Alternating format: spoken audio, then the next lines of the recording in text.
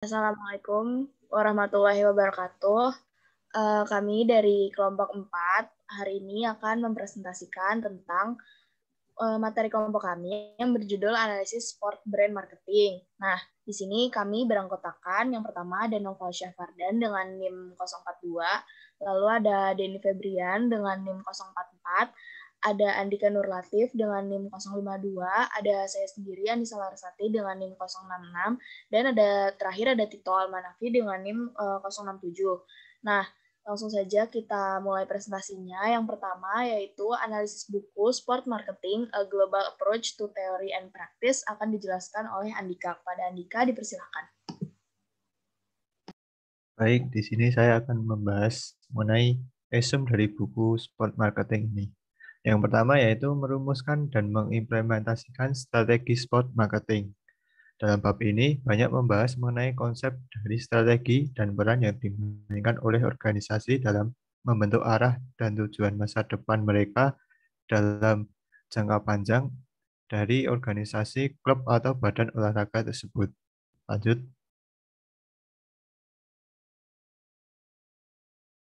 Peranan pemasar terhadap organisasi memiliki peran yang strategis, karena pemasar dapat berhubungan langsung dengan target pasar, sehingga ia berada di posisi kunci untuk mengidentifikasi tren dan perkembangan dari pasar.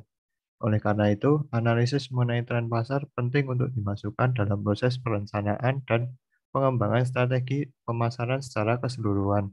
Selain itu, penggunaan indikator-indikator yang pakem dapat membantu melakukan kontrol dan evaluasi terhadap strategi yang digunakan. Lanjut.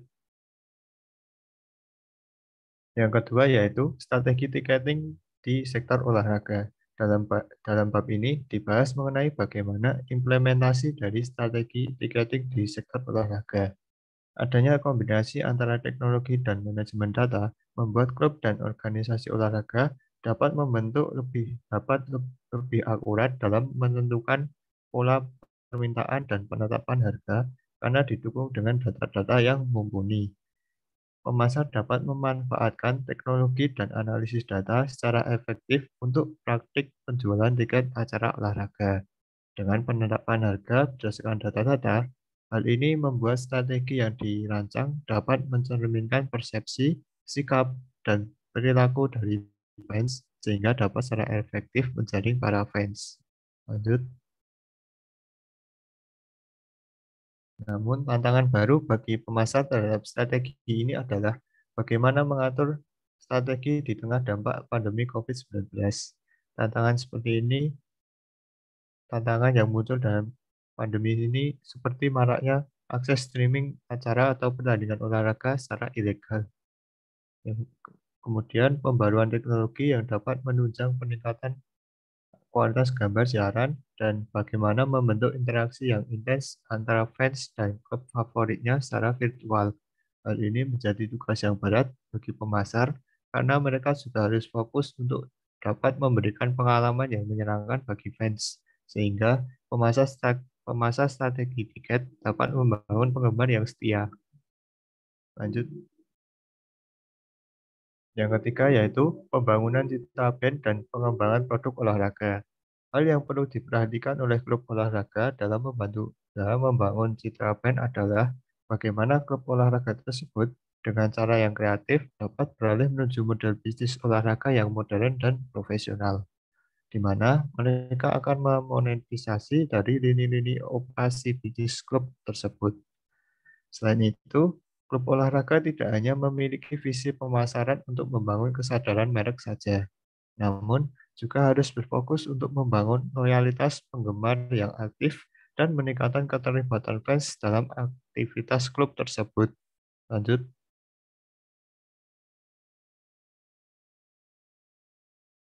Selain itu, pengembangan produk di sektor olahraga juga penting untuk dilakukan.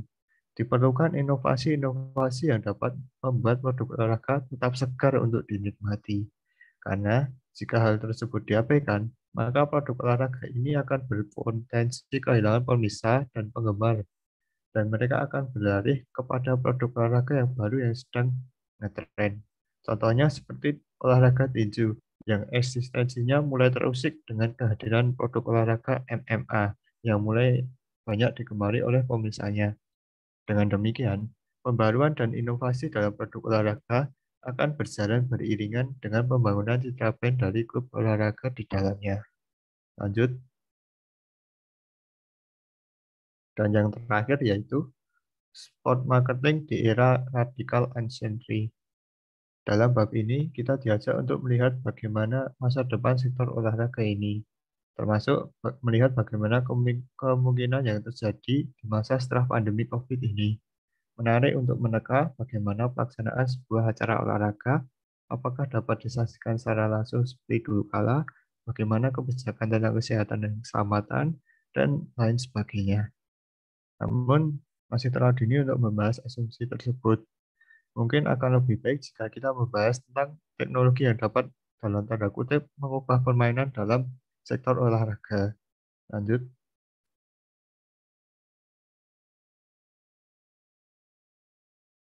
yakni dengan kehadiran teknologi 5G yang membawa segudang fitur yang digadang-gadang dapat membawa perubahan yang masif bagi umat manusia. Hal ini tentu merubah pola konsumsi penggemar terhadap acara olahraga, baik itu yang menikmatinya secara langsung maupun secara virtual. Oleh karena itu, pemilik dan pemasar dari properti olahraga akan mendapatkan tantangan untuk memanfaatkan teknologi baru agar dapat menciptakan pengalaman menonton yang baru dan relevan sesuai dengan perubahan pola konsumsi dan harapan dari penggemar. Lanjut.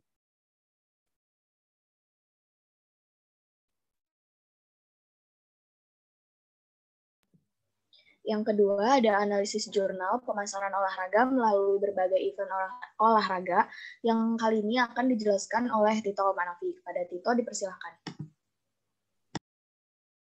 Oke. Olahraga merupakan media kegiatan pemasaran yang cukup kuat dalam merebut hati konsumen. Jika digarap dengan sungguh-sungguh, pemasaran olahraga atau sport marketing mempunyai daya tarik yang sangat ampuh bagi pemasar dalam upaya memperkuat brand awareness dan brand image konsumen. Berbagai olahraga seperti kompetisi Liga Jarum Indonesia, Copa Indonesia, Piala Coca-Cola, Indonesian Basketball League, tenis Commonwealth WTA, Speed Tour di Indonesia, dan kegiatan olahraga lainnya yang masih berjalan merupakan bukti nyata bahwa perkembangan pemasaran olahraga di Indonesia terus mengalami peningkatan baik dari sisi kualitas maupun kuantitas. Nah, selanjutnya.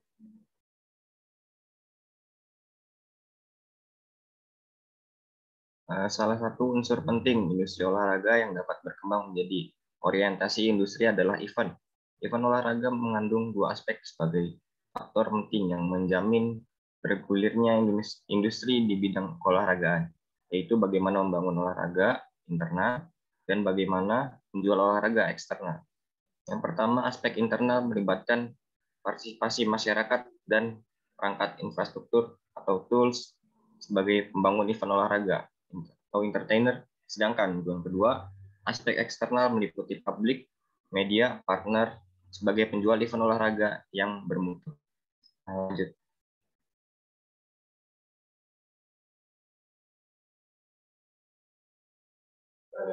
Partisipasi berarti suatu upaya untuk mempertunjukkan partisipan olahraga dengan mengembangkan kualitas dengan tujuan untuk membuat olahraga bernilai tinggi. Tools adalah semua yang terlibat membantu partisipan seperti organisasi, infrastruktur, training, dan komunikasi untuk menjamin pelaksanaan event, sehingga dapat memberikan citra yang positif ditinjau dari segi atraktivitas, sportivitas, dan prestasi. Sasaran eksternal adalah bagaimana menjual olahraga dengan mengacu pada aspek publik, yaitu masyarakat umum yang mengikuti event dan kegiatan olahraga secara langsung atau melalui media.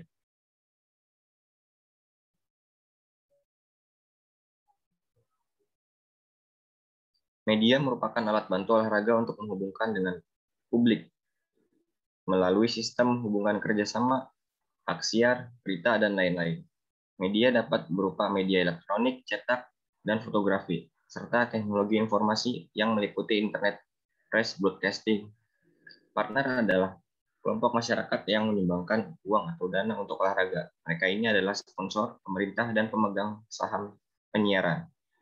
Hubungan antara event olahraga dan faktor pendukung.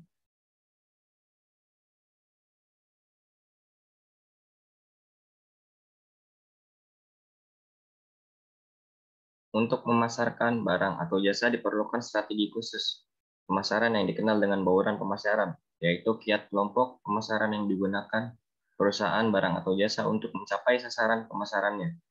Dalam pasar sasaran, setelah perusahaan barang atau jasa menentukan pasar sasaran dan menentukan posisi yang akan didudukinya di pasar sasaran, langkah berikutnya adalah merancang strategi bauran pemasaran. Menurut Saferli, ada dua macam bauran pemasaran, yaitu yang satu, bauran pemasaran barang terdiri atas product, price, place, promotion.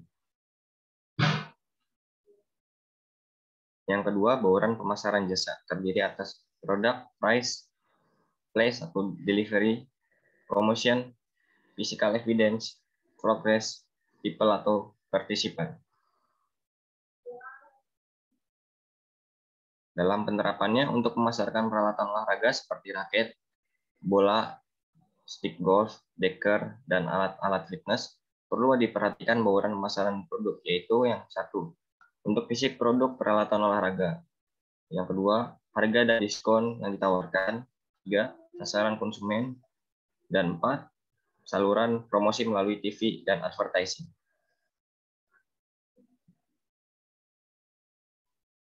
Untuk memasarkan jasa olahraga, misalnya fitness center, perlu diperhatikan bauran pemasaran jasa, yaitu satu, produk jasa fitness center. Yang kedua, harga dan diskon yang diberikan. Tiga, tempat latihan yang strategis. Empat, saluran promosi melalui TV dan advertising. Lima, dukungan fasilitas fisik seperti peralatan modern dan konsultasi dokter gratis. 6, proses keterlibatan member dalam menentukan program latihan. Dan 7, infrastruktur yang menangani fisik center cantik, menarik, dan sangat profesional.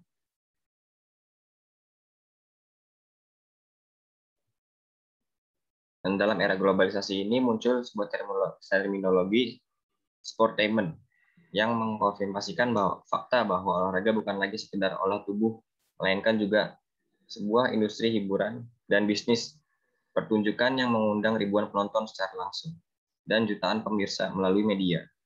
Olahraga merupakan lahan bisnis yang teramat subur bagi para produsen untuk mempromosikan produk-produk mereka pada konsumen, sehingga dalam waktu yang relatif cepat dan mudah dapat diraih keuntungan finansial yang besar. Dengan meningkatnya kegiatan olahraga, kebutuhan masyarakat akan produk peralatan olahraga pun menjadi semakin meningkat.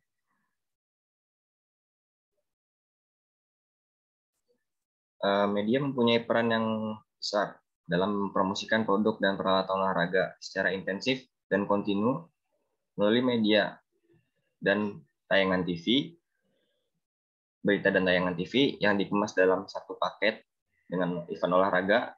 Kualitas event olahraga merupakan faktor utama yang perlu diperhatikan dalam kaitannya dengan aspek pemasaran, karena hanya event olahraga yang bermutu tinggi yang mempunyai nilai jual.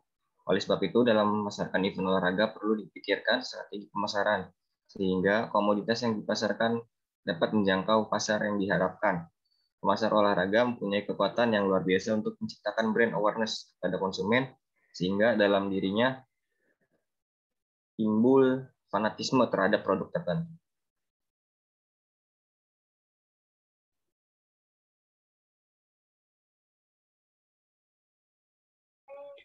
Ya, untuk selanjutnya ada studi kasus. Studi kasus yang pertama kami mengambil dari brand League.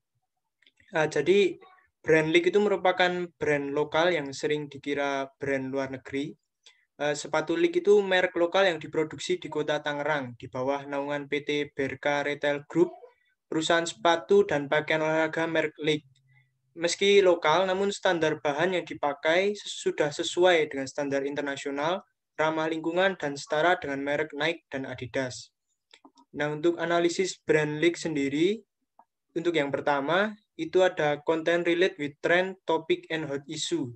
Jadi saat kami mengambil contoh saat tren bersepeda merebak di tanah air pada pertengahan tahun 2020, pihak League dengan sigap memanfaatkan kesempatan tersebut untuk membuat model sepatu yang nyaman digunakan untuk bersepeda.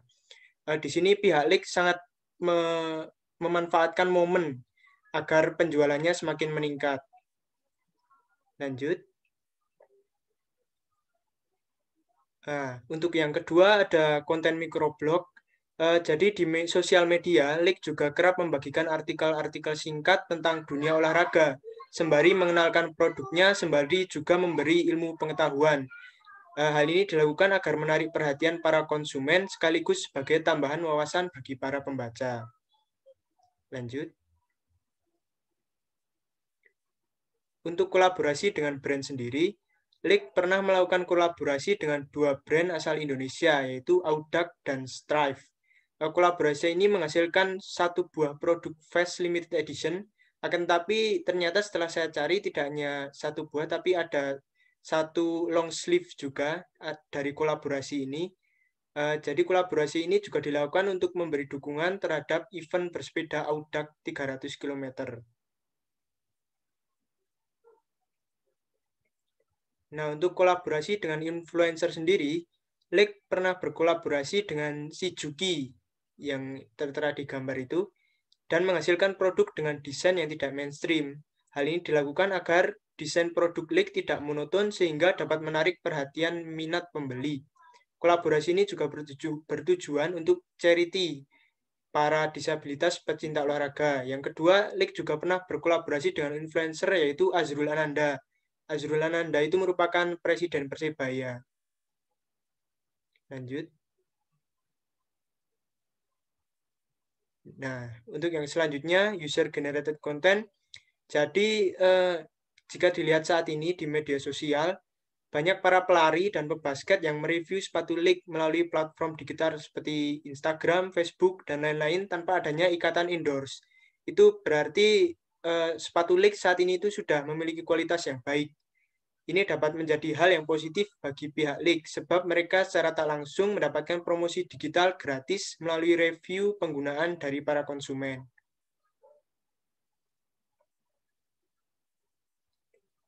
Yang selanjutnya, memanfaatkan momen spesial. Jadi, Lik memanfaatkan momen saat itu tahun baru dan Natal. Jadi, saat itu mereka langsung meluncurkan produk khusus untuk merayakan tahun baru dan Natal. Lik memanfaatkan momen spesial saat tahun baru dan hari raya Natal dengan membuat desain khusus serta memberi potongan harga. Agar ini dilakukan agar menarik perhatian konsumen juga serta agar produk tidak monoton.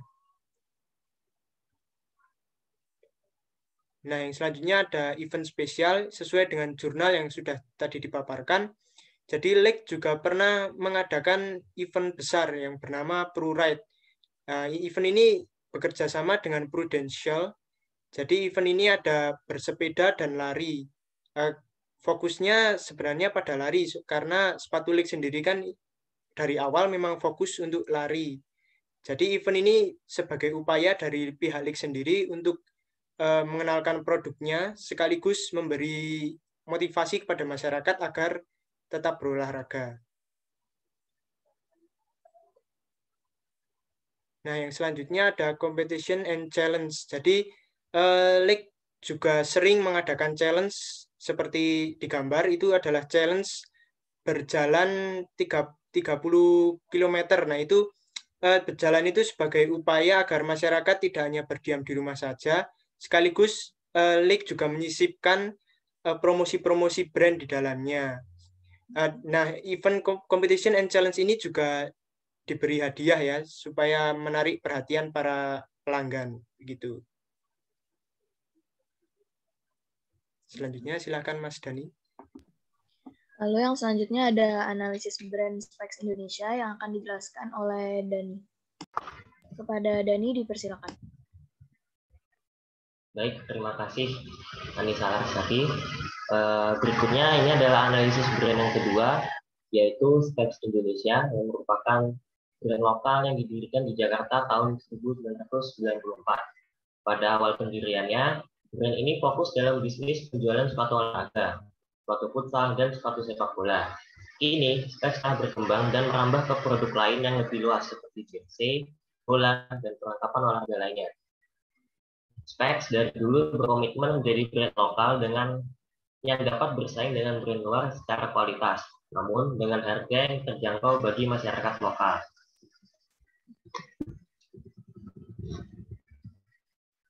Kemudian, Dari analisis saya terhadap brand Specs Indonesia ini, itu ada yang pertama adalah target konsumen. Pada awal berdirinya Specs, mereka menargetkan konsumen pada kalangan menengah bawah. Ini berkaitan dengan tujuan awal mereka yang ingin menjadi brand lokal dengan kualitas dunia, namun dengan harga yang terjangkau. Terlebih, harga sepatu dari brand luar saat itu berkisar jutaan rupiah. Ini menjadi masalah terlebih saat itu nilai rupiah tengah anjlok. Setelah mendapat banyak konsumen pada awal 2010-an, Specs mengubah target konsumennya menjadi kalangan menengah atas. Hal ini dilakukan dengan branding logo dan merubah desain pattern produknya menjadi lebih elegan. Meski begitu, Specs tidak banyak kehilangan konsumennya karena masyarakat tahu kualitas yang diberikan Specs memang lebih bersaing dengan brand dari luar. Berikut ini adalah perubahan logo Specs dari yang sebelumnya dan yang kini telah dipakai. Perubahan ini menandai sebuah langkah branding Specs untuk merubah segmentasi pasar mereka menjadi kalangan menengah ke atas. Kemudian yang kedua adalah kolaborasi dengan influencer. Sebagai produk olahraga, Specs telah bekerja sama menjadi sponsor dari berbagai atlet yang berkiprah di kancah nasional. Sebut saja Sadi Ramdhani, Asnawi Mangkualam, Eko Simanjuntak, Runtu Boy, Mark Klok, Marcos Sinik, hingga Jamerson Xavier. Dan masih banyak lagi. Specs memang lebih fokus pada olahraga sepak bola dan futsal. Kemudian langkah yang ketiga selanjutnya adalah menjadi partner PSSI. Beberapa bulan yang lalu, Specs mengumumkan telah bekerja sama dengan PSSI untuk menjadi sponsor resmi Timnas Futsal Indonesia. Untuk itu, Specs merilis jersey untuk keperluan Timnas Futsal bertanding. Sehubungan dengan itu, mereka juga merilis sepatu futsal yang diberi nama Garuda Attack menyambut kerjasama mereka dengan Timnas Futsal. Sejak 2020 lalu, Specs juga menjadi sponsor Liga 1 dan Liga 2 dalam menyediakan official match ball dan jersey wasit. Ada langkah yang cukup brilian dari Specs untuk menggait PSSI bekerja sama membangun bersama Timnas, mengingat animo sepak bola kita, maksudnya animo futsal kita itu juga gede, sehingga ini akan berpotensi meningkatkan penjualan mereka, terutama dalam jersey Timnas futsal mereka. Kemudian ada competition challenge. Dalam beberapa waktu lalu, Specs sempat melakukan challenge melalui media sosialnya Instagram dengan hashtag kangen main bola. Gerakan ini diinisiatif sebagai suatu bentuk dukungan atau semacam bentuk untuk menyuarakan keresahan di mata para penggemar olahraga, khususnya sepak bola dan futsal, yang mana kompetisi sempat berhenti karena pandemi COVID-19. Dalam gerakan atau competition challenge ini, Specs menantang para followersnya untuk memberikan suara atau dukungan terhadap kondisi olahraga di tengah pandemi. Tentu gerakan ini akan mendapatkan hadiah dari Specs. Kemudian konten relate with trend. Contohnya ketika pandemi berlangsung kemarin, Specs melalui media sosial mengajak pengikutnya untuk terus bergerak dan jangan menyerah dengan keadaan melalui tetap aktif. Lagi-lagi hal ini masih ada kaitannya dengan pandemi COVID-19 yang membatasi seluruh pergerakan masyarakat. Namun dengan gerakan ini, Specs mengajak para followersnya untuk terus bergerak, maksudnya itu terus berolahraga, tidak ada batasan, meskipun pandemi COVID-19 tengah melanda. Ya, apapun itu caranya, mungkin bisa olahraga di rumah atau apapun itu. Kemudian ada kolaborasi khusus bersama salah satu brand ambassador yakni Mark Klok. Specs telah meluncurkan berbagai produk spesial edisi Mark Klok Collection mulai dari sepatu, jersey, kaos, jaket, dan berbagai kelengkapan olahraga lainnya. Kemudian memanfaatkan media sosial. Specs sadar betul pengaruh media sosial dapat meningkatkan penjualan mereka. Ini terlihat dari penataan media sosial mereka yang rapi dan elegan, serta tak lupa menampilkan rincian produk yang jelas setiap postingan. Jika kita amati lebih detail, penataan media sosial mereka ini tidak kalah rapinya dengan brand-brand luar, sebut saja Adidas, Nike, dan sebagainya.